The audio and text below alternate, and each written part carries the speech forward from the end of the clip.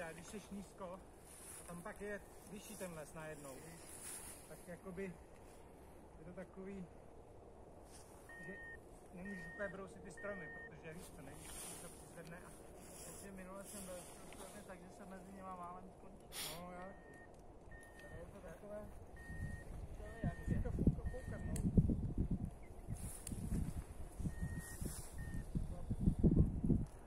Řekneš mi křídlo?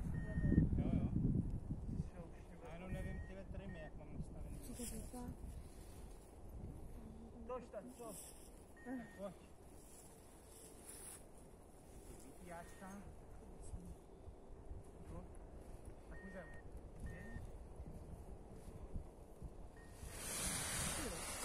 Pravá lehce, pravá. Můžeš. Jdeš. Nahoru.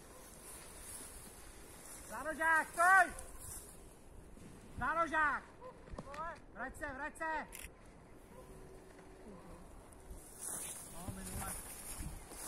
Ty jo, ještě se neodlehne. Jo, Pavle, dobrý. Máte to? Mám to, tak tohle jste potřebovali asi. Stalo ještě, ale A co se stalo? máme záložák, že máme tam ručku. A když vám vypadne, tak vám to vlastně vydá záložáka